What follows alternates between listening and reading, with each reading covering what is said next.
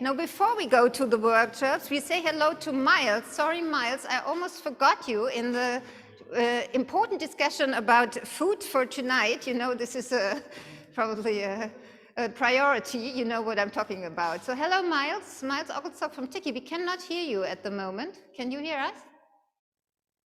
I can hear you very well. Can you hear me now? Yes, we can hear you now. Okay. Good, okay. So, Miles. can I just say, can I ask what's for dinner? I'm really, really jealous I'm not with you. We are going to Dezentrale, which is a former electricity power station, and having a guided tour there. And there's an option for vegetarian, and I think a beef stew. And for dessert, I think there was mousse au chocolat. And what was the other one? Tiramisu, something like this. What I feel I feel really, really rubbish now. So, anyway, I'm very absolutely delighted to be able to join you, even if it's only virtually just now, because ERIH is a wonderful organization. It's an international exemplar. And we in Tiki are using it as a way of getting organized regionally for other parts of the world. And there's so many friends. I can see in the list of people who are attending, so many friends, even a couple of Tiki board members and national representatives. So hello. And unfortunately, I'm a long way away from you in the Arabian Gulf, believe it or not. Congratulations on a fantastic program so far. I haven't been able to see all of it, but those bits that I saw, which is most of it, were absolutely brilliant. And I think the important thing to say at this point is that a lot of the themes that you're going to be raising this afternoon in the workshop have already been raised. And so you can build on some really good points that have been made. And from a Tiki's perspective, which is what the program says, I think it's worth saying that Tiki is not the same as it was a couple of years ago. We've morphed, we've mutated, we've had to, as many of your organizations and museums have as well. And I think the new normal is going to be very different. It isn't really going to be very normal at all. And the challenge for all of us is to make that normal, in as much as we can, better than the last normal. For us, we've had to change the way we operate in so many ways. I think the biggest thing has been membership. We've now have affordable membership. So if you're a student, you can join for as little as €5 or so. And we've introduced something called sponsored membership, where we've given free membership to target people. And I'm sure you could emulate that, or if you aren't already, in some of your institutions, just to give a year's membership out free to people you want to target. And one of the other things we've been doing, because of the digital revolution that's overcome us, we've been working on our communications. And this has involved trapping quite a lot of younger members who understand social media and digital technologies. And so with the help of our Secretary General, Marion Steiner, we've been really trying to push that forward. And I think the other thing to say is we've made new partnerships and we've strengthened existing ones. So that's been really, really important. And there are people like FIVA, the historic vehicles people, for example, we're working very closely with. There's a lot of parallel organizations like the International Modelonological Society, the Mills people, who do incredible work we don't really connect to as much as we could. And I think there's a big international industrial community that could work better together, and as ERIH has demonstrated. One of the other things that's happened to us, and I should say how wonderful it is to be interacting with Europe from a Scottish perspective, because we're still extremely angry in Scotland about what's happened with Brexit. But one of the big things that we're facing at the moment is hosting COP26, which quite frankly is a total nightmare because it will paralyze the centre of Scotland for a couple of weeks. But more positively, it offers lots of opportunities. And waking up to the challenge of climate change is something that our industrial museum networks are going to have to do.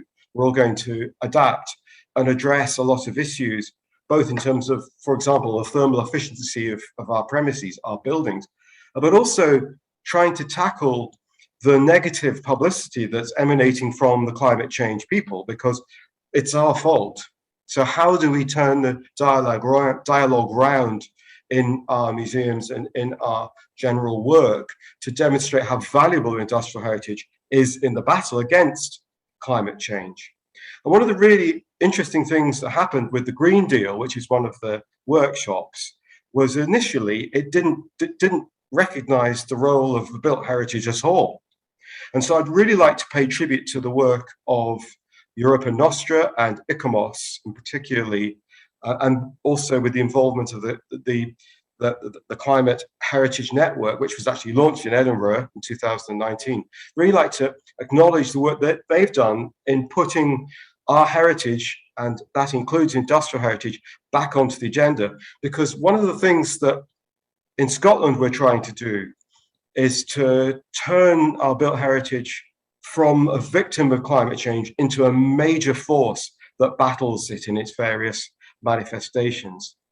So we have a big challenge ahead, and the Green Deal has offered us a means of putting the industrial heritage agenda to the forefront and to demonstrate what it can do for everybody and how it can align with different countries' national priorities. And so that leads on quite nicely to multiple audiences. And I suppose the other thing that's happened, big thing that's happened, is Black Lives Matter and the way we address all sorts of issues relating to excluded communities, deprived communities, and so on. And for us in Scotland, and Mark Watson can vouch for this, it's really been a big opportunity to reassess the role of slavery, for example, and how that meshes into our industrial heritage. But it's also much more than that in terms of wider inclusion issues. Now, there can't be a better branch of industrial heritage than industrial heritage, to engage with people, to engage with disenfranchised people, to engage with to deindustrialized communities who have lost a lot. It's a great opportunity to give them back their history and to give them a sense of purpose and identity once again. So this ties really well into the incredible power that industrial heritage has in education terms. It also ties into the battle we have to fight passive, uncritical consumption through our education programs, because what industrial heritage does is highlight where the stuff on which we depend, the material existence around us, where that comes from, how it's made, and it has the opportunity to elicit a respect for emerging generations, younger generations, when it comes to consuming, and to encourage less waste and the teaching of traditional skills. This incredible relationship that exists with industrial heritage between the intangible and the tangible. So our industrial museums, our industrial heritage is a uniquely powerful tool in the way we take our world forward. So I hope that you all fight off the stupor of having just had lunch, grab another coffee perhaps, and choose one of these 3 amazing workshops to participate in, and we'll see what happens. Thank you.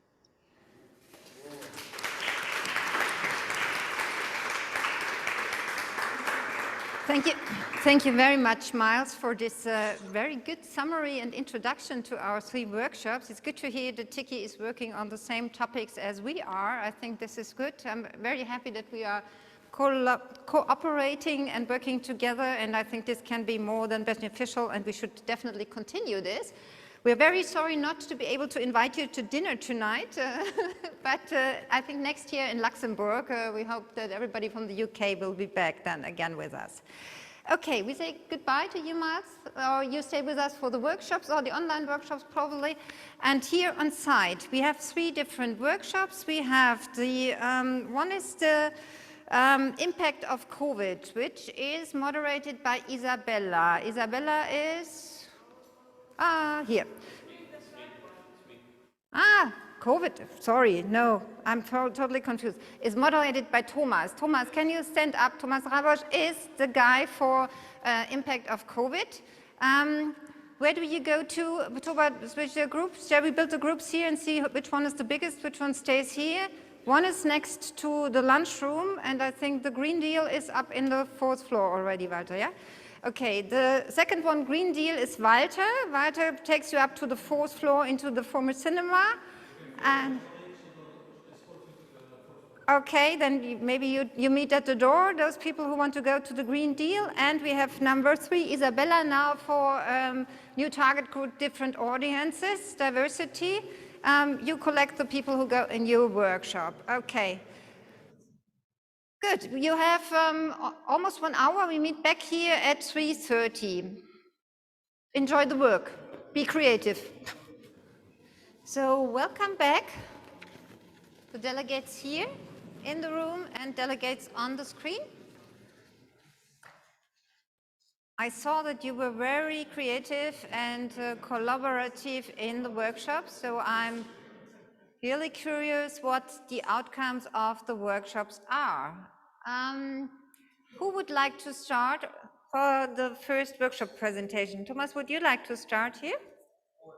Of course. This is not yours, is it? Okay. No. I can present this too. You, of course, can. I'll give you a hand. To put it in the middle of the light. How much time I have? 1 hour? No. Half an hour? 5, I mean, yes, 5 minutes?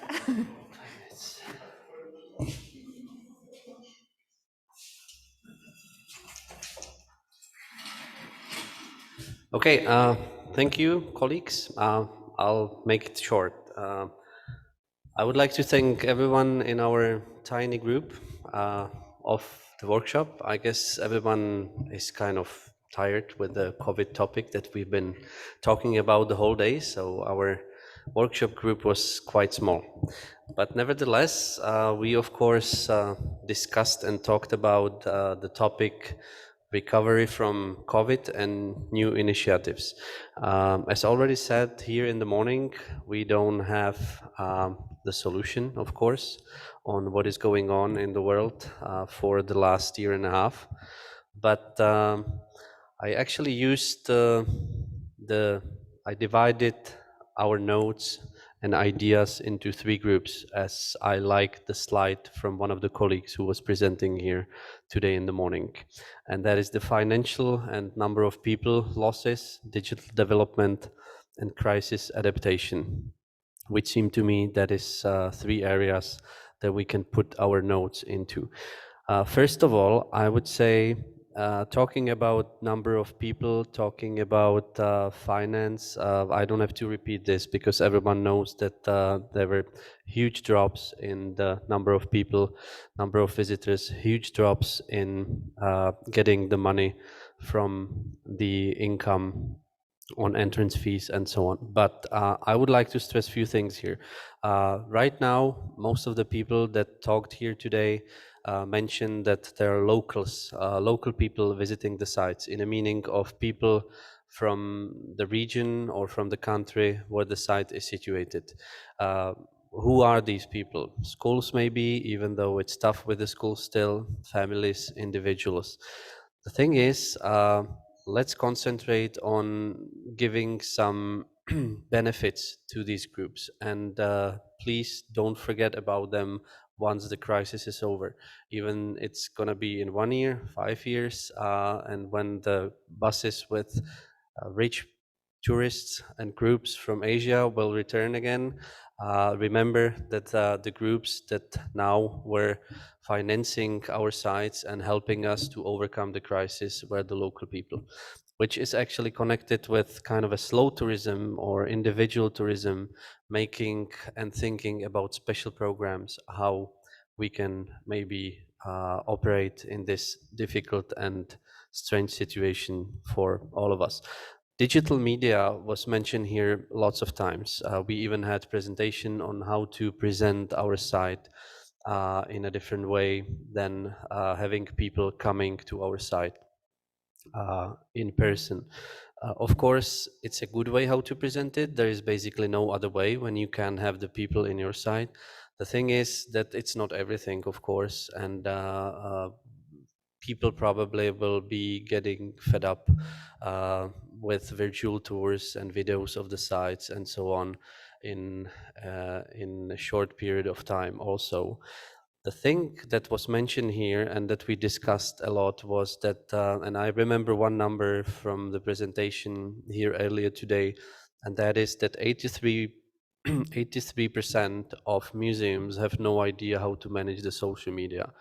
One of the questions was how ERIH can support and help in this situation, and maybe one concrete idea would be, okay, so if we know that the industrial sites don't know, most of them, how to manage social media, and they don't do it right, even though they have to do it because it's the only way how to present the sites, or it was when it was closed. We have a national representative almost in every country. So let's ask those industrial sites, okay, you say you need help, you say you don't know how to do it. We have a person in your country who knows, a specialist who knows an agency, or who can even help you in many different ways with some expertise and with some online lessons, or even having an expert doing it for you for some time and helping to finance it. The last thing that I would mention at the end, what we were discussing and talking about, is respect and enjoying and value small things. And I think in the new era, because someone said, the colleague from Tiki said that the situation will not be the same again. We should remember these times and really value the things that used to be normal, and look at the things differently, because 2 years ago we would talk about over tourism in many sites, and there are sites that were even presented here today, like Wieliczka salt mine, like my hometown where the Pilsner Urquell brewery is located, and the number of visitors was probably too high, and the way we were doing it was crazy. So in few years time, let's not forget that the situation even 2 years ago was difficult, and there was the number of people was so huge that it didn't make sense. And let's try to do it a little differently. For example, my idea was, don't forget the schools, don't forget the families that are now going to our sites. And even though we would have a chance to have more income, because I know it's all about the money at the end, and more benefits from maybe a group from Asia, let's keep, let's say, Mondays only for schools and the families from the local region. And of course it will mean less money and less income and less benefits for the site, but we can learn from the situation that we can do it differently, and that the locals are important as well, even though I don't need them in the time when everything is perfect and everything is running smoothly. So these are maybe some hints and some challenges, some opportunities and ideas on how to overcome, or at least make the crisis not as painful, even though we all know it's not over yet, and we don't have the solution. So thank you very much.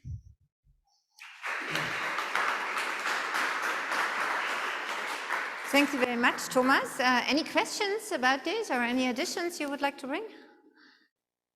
Thank you for keeping up the topic. I think it was a little bit overstressed today. What about the online workshop about COVID impact? Are there still people there from the online workshop and would like to give a brief report what happened in your online workshop and what were the outcomes? Miles, I understand you were in there. You were the moderator again, or?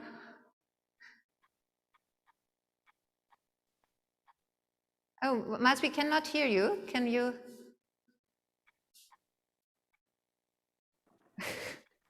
Hello? Hello. Yeah, now we hear you. Hello. So I think Elena was making notes that she said she might not be able to read, but is she there? Yes, I'm here. Do you want to go hear me? first? Okay, you can fill in. Well, we were talking about a lot about funding in the Corona crisis, and it needs to be supported further on. It's also been because of the staff being working from home, or some been working at the places during lockdown. It's been difficult to keep in touch, but we have to, when we reset, choose sustainable tourism, and look at the infrastructure, especially in the UK, right, Miles? We talked about maybe the difficulties in getting the regular visitor back. They might be out of habit, and also the energy crisis. We have to manage things better, but we have to embrace the use of new technology, as we have learned, or also find ways to pay in different ways and new ways, and to make us financially sustainable. And also find partnerships, local businesses, local transport companies, and find politicians that can make a difference. We talked about making the museums more relevant to people when we reset. That industrial museums have to prove that we are valuable. And when it comes to volunteering and volunteers, we have to refresh the volunteers as they come back, and to get them to come back, and to make us more attractive and safe. We also talked about memberships, and new ways of getting people to come to the museums, like unemployed, find childcare. We also talked about, actually, some of the sites that we are representing have had rising number of visitors after the closures, which is very positive, and it's usually been local or regional visitors, as we have not been able to have international tourists. In Sweden, there's been a report recently about the need for better infrastructure in the culture sector. It has to have better financing, and we have to work more to get things digitalized. So, Miles, is there anything that I left out, or did it make sense? That makes total sense, and congratulations on reading your own writing. Okay. So thank you very much to Miles and Helena. Helena, maybe you can send us your notes so that we can do this in a summary. Is this possible? That would be great. I have to type it down then, because you will not be able to read them. I would prefer to get it typed down instead of handwriting, if you don't mind, actually. Okay. I will. Thank you very much. Are there any questions to Miles or Helena? Not at that moment. So thank you very much for being with us, and thank you for working on the workshop. Okay. So the second workshop was about Green Deal. Walter, would you like to start presentation in here?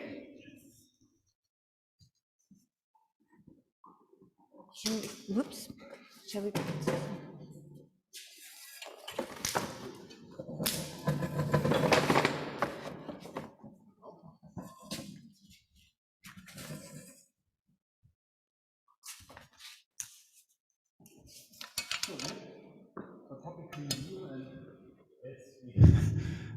Recognize that the longer you discuss this topic, the complexer it is, and in contrast to COVID, we had an impression that we have lots of discussion before us, and we are just beginning. Here, first, some of the challenges we collected. First of all, Miles said it before, we are facing now more negative attitudes towards industry. This kind of, we are being guilty, but also we had a discussion that we should not only accept this, we are being guilty. What people did in the past had its own reasons. Nowadays we have to do it different, but this is not a question of guiltiness, and we should not go into this kind of defensive position only to be the guilty ones, but we should be more offensive in giving new perspective on industry, on the future of industry, and show how in the future industry can make it better. Of course, there's a question, are we the competent ones for it? In some sense, yes, because we have lessons from the past, which can be fruitful for the transformation which is before us at the moment. So we had one example of the transformation of energy carriers in the past, always have been with experiences, and we can use this kind of experiences of the past for the energy transformations which we're heading now. So this was some first discussions. So we had also a discussion on questioning the basic assumption of industrialization so far, and we should be also a part of all the discourse in society, how this assumption, basic assumption, industrialization will change and have to change. And as being sites of industry, we are a part of society who will participate in this.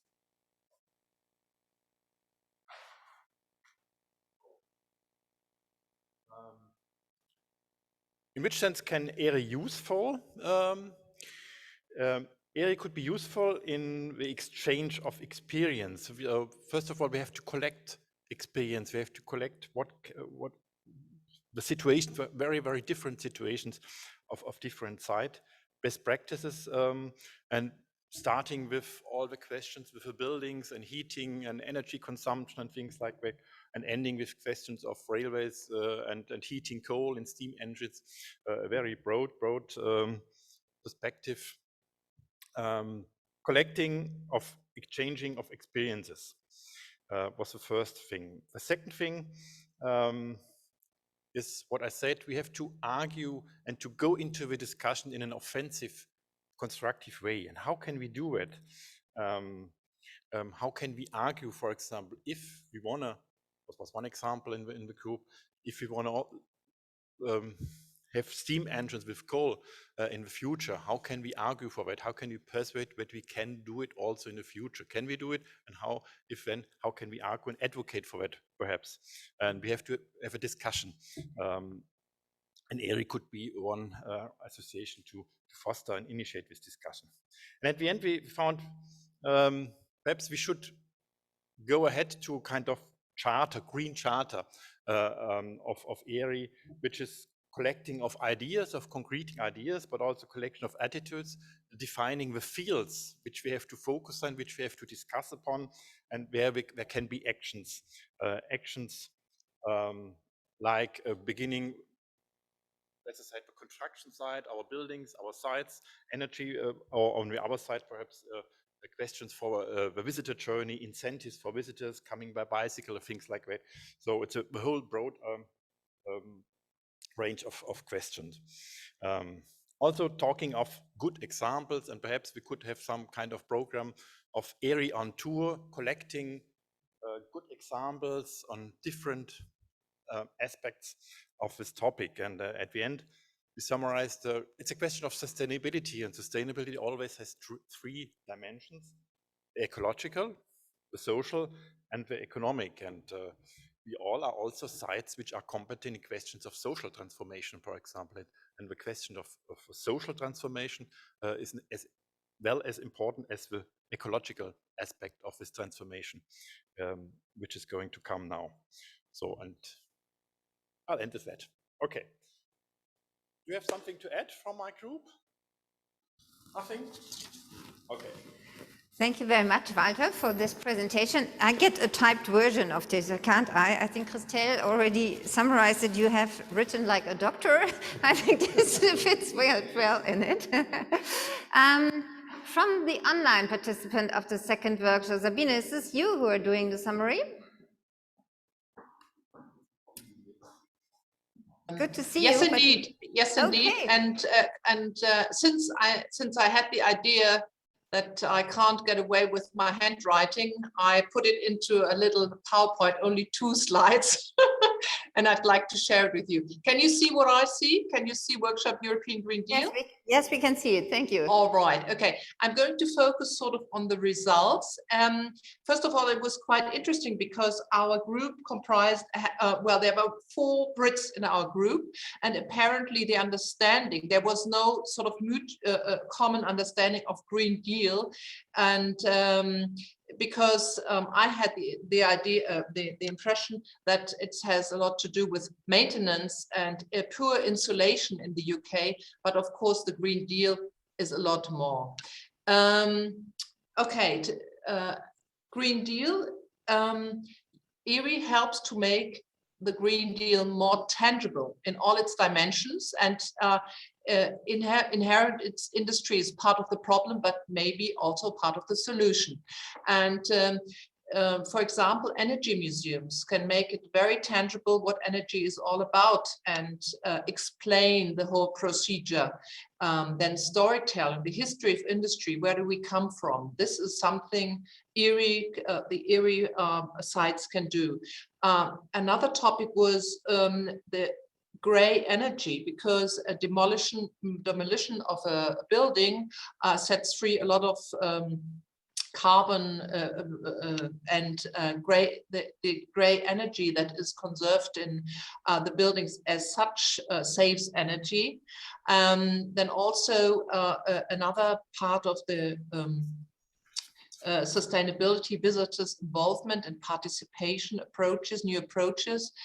Then the opportunity to show connections and linkages between places that are far away through our website. And one more point in terms of sustainability was ERIH sells services, not products, which is carbon friendly as such. And the topic, how can ERIH be of help, was something was mentioned from before as well. The help groups, exchanges, and good practice transfer. People who face similar challenges could work together, and also through its contact with the European Commission, that it can shape future funding or for the benefit of ERIH issues. And then we became very creative, I must say. There was an idea to have a bonus system for those who visit a site on a virtual tour and being collected through ERIH and for the benefit of the respective site that has been visited. Another idea was ERIH could provide a basic canvas or a module with the European story, and each site could add its local story, including the efforts for the Green Deal, how they deal with it. Another idea was sustainable tourism. Why not link, when European cycle routes are being linked, integrate ERIH sites and make use of this sustainable mobility cycling. And last not least, it was said ERIH loves competition. We just saw the wonderful Work It Out. Why not have an award each year for the site that has achieved the most sustainable transformation of its site, and all the efforts and the ways how to transform the sites could be brought together on the ERIH website. And this is in a nutshell what our group was talking about. Thank you. Thank you very much, Sabine. Very good summary, and very good that you typed it already. Any questions to the online workshop people? No, then we are in the third round. So it's new audiences, and here and is Isabella here on site. Would you like to present your results?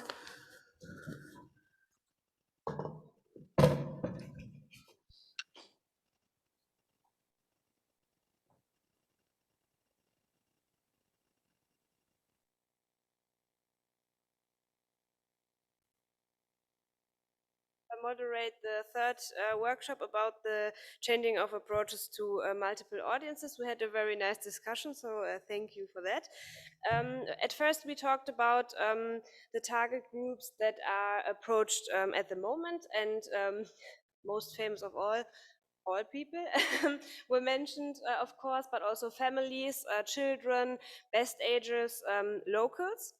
The third generation of miners, so like granddaughters and grandsons of people that were working in the mines, cyclists also, and people with diverse cultural backgrounds.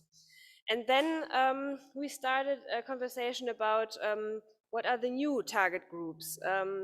Are there target groups that we want to approach in the future? And most of our participants said that younger people, teenagers, and older teenagers like 18 plus, new volunteers, that these will be very important in the future, and that we have to approach them. But also that we need to focus on an individual approach to different target groups. Migrants also were mentioned, but also very important neighbors of the industrial heritage site, because of a lot of times industrial heritage sites are very successful, but neighbors are not very interested in these sites. And also the socially disadvantaged. And then we talked about different approaches and solutions. How can we talk to these target groups? How can we reach them?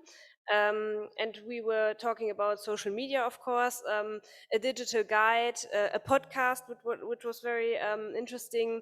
The spotlight, to put the spotlight more on volunteers in newsletters and in social media to reach them.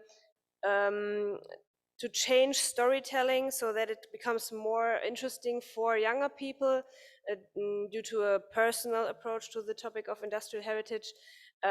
Also, the individualization for visits, that you don't have to, that you can all just focus on things that are in a personal interest for you, not do the whole tour in the museum.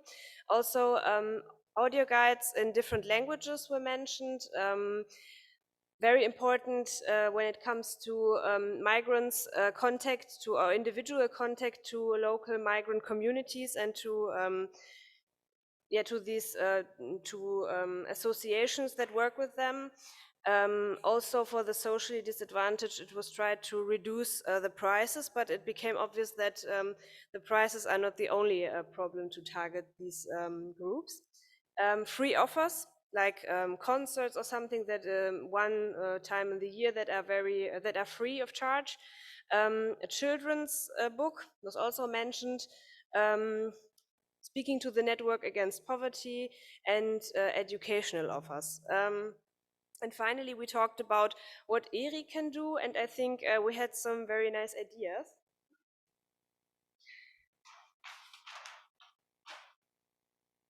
Because we talked about starting a collection that includes best practice examples, but also worst practice examples, with contact information, of course, but also with budget information, so that people can see whether it's possible to adapt this idea or not. Also a filter, because ERIH has very various, very different sites. Some have like 3 people that work there, some have 500. So it's very important to see whether the project is applicable to them. Also, we could start thematic meetings concerning one special topic to get in touch and to talk about this online or at the site. Then we spoke about expanding the twinning of sites program when it comes to that, step-by-step videos, how to post Instagram stories, but also other things. And I think it was Susanne's idea to start something like a children's book that explains the that explains the basis of industrial heritage, and that can maybe be spread to every ERIH site, like a basis or a groundwork, because we have we have a lot of data and texts about industrialization, but if we could just break them down for children, that would be a very nice offer for every site. Yes, that was it. Thank you. Okay. Thank you very much, Isabella. I think you have the concept ready, really detailed already. I think we can start work on the basis of this. We have also an online workshop on the topic of new audience. Are there any questions to Isabella at the moment here? No. Online workshop is Momo Skovan, right? Who is doing the presentation?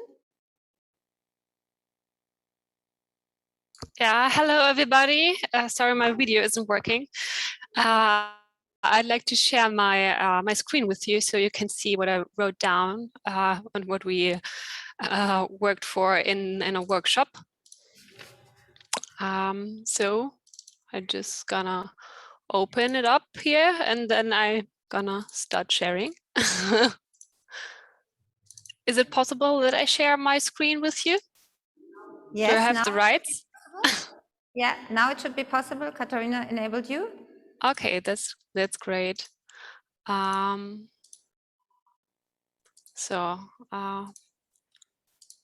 Okay, so we gonna start here.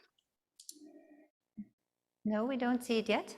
Okay, I'll try again. So is it showing now?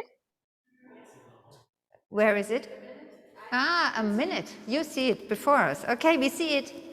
Okay, great. So we were a group of 7 different sites talking about the problems and challenges we're facing right now. It was a very interesting group because 3 of the members there were presenting networks and not sites itself. So reasons target groups or the majority of our target groups are families, regional visitors and study groups.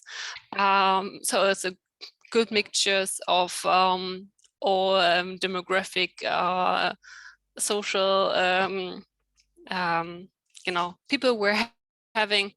But the problems we are facing are the change of demographics. So it's a mega trend that force some changes upon us, and we have seen that we've got some problems with the understanding of industrial culture in different countries. It's seen as backward looking. It's not something that's connected to future, to innovation. So as long as we're talking about this industrial culture, we're always fighting about this understanding at something that is old and need to be renewed. As well, we have the problem with a lack of acceptance of industry itself, because industry is well connected to pollution, all the problems. This is why you've had the workshop too as well. So that's a problem we're facing right now. And another problem some of the sites have had or are having right now is the deindustrialization as well. All the museums that have producing or are still in production have the problem that when there's deindustrialization, people, tourists, visitors think this is nothing they go to visit for. There's no more interested in things that are declining. So that's a problem. So we're looking for new target groups and younger people, students and pupils, because it's important to give this knowledge about our heritage, our industry to the next generation. And this is just happening when we have this transformation of generation and the knowledge. That's a big deal for all of the sites that took part of the workshop 3A. And another very important target group is the group of minorities. For example, in Portugal, there was Maria was stating that she recognized that no Black people are coming to the museum, and now they're doing a study with university to get to know why this is happening. So that's a very interesting point that should be a point of interest for everybody, to have a look to the minorities as well. So the challenges are very widespread. We have the challenge of loss of connection to regional history, especially in the younger people. We have to increase the acceptance of industry. Sorry, that's a typing mistakes. Itself, we have to think about how can we make this topic interesting and as important as it is, because without industry, well, economy would collapse. We have nothing to no cloth, nothing. So this should be a point of interest for all of us. And another problem is that we have to make museums and producing sites interesting for all, not just for tourists, not just for visitors, but for the people living in the area itself, like something they can experience. It's not their everyday life. Just to look into the rooms, in the houses, in the factories, and look what's happening there. This can be something very interesting. So our solution in the workshop was to say, we need some ERIH guidelines. We have some problems here. It would be nice to have some guidelines about how can we address new visitors? How can we get them here? Probably it would be nice to make an expert group about this topic, and because all of us has different experiences, yeah, so it would be great to discuss this more often than once a year on this conference. And so it would be nice to have expert group about accessibility, thematic groups like marketing as well. Because, for example, Hannah and Krivi from Ukraine are in a totally different state than we are, for example, in a rural area. They could learn from us. So it would be nice to have a connection built by ERIH guidelines, for example. And well, yeah, so this is the main idea, to have some guidelines we all together create and build upon in groups. And yeah, I hope I didn't forget anything. Yeah, thank you very much for the input and also for the homework for ERIH. I think we take this with us. Are there any questions to this online workshop here? Online also not, Katharina? Not. Yes. Right. Josef, you would like to invite the people to a meeting that is end of November in Berlin. It's also an international meeting. Are you there? Would you like to have the word for a second?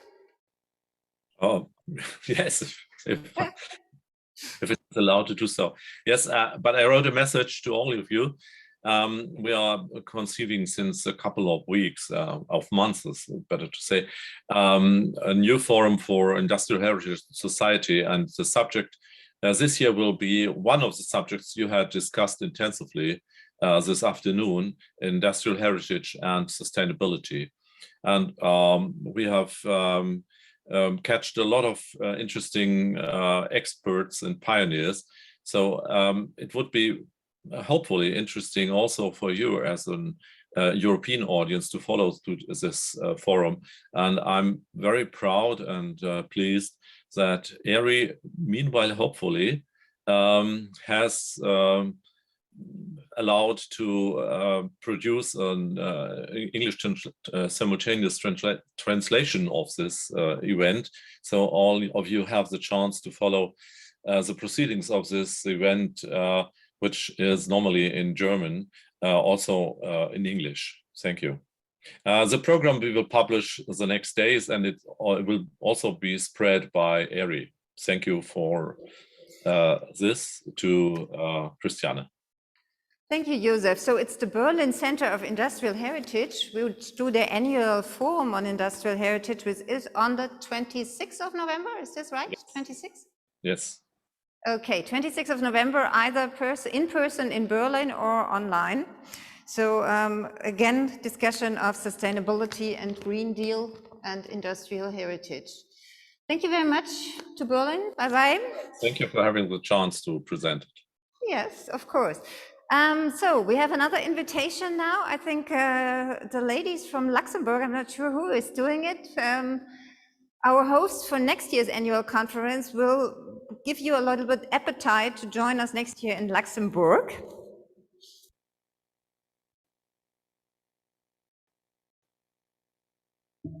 So hello everyone. Yeah, we would like to invite you to the ERIH conference next year. That's going to take place in Luxembourg. It's going to take place in the Minette region, which is in the south of Luxembourg, and it's a region that has been heavily influenced by the iron ore and steel industry, and which can still be, yeah, it still shows its past and its traces today. So yeah, the conference is going to take place in Belleval. Belleval is a new city quarter that has developed around a former steel plant, and it's next to Esch-sur-Alzette, which is the second largest city in Luxembourg. So that's going to be the site. I will show you a picture of what it looks like, or what it's going to look like where it is, so you can see the former steel plant and around the whole new city quarter that was built. Oh, good. Belleval was once one of the biggest iron and steel works of Luxembourg. Nowadays, the reconversion project of Belleval has become one of the most ambitious urban development projects in Europe. One very special feature is the mix of the industrial heritage and contemporary architecture. The blast furnace A has been renovated, integrated in the new city quarter, and can be visited. Climb up the stairs up to a platform from which you will enjoy a stunning view over Belleval and the cross-border region.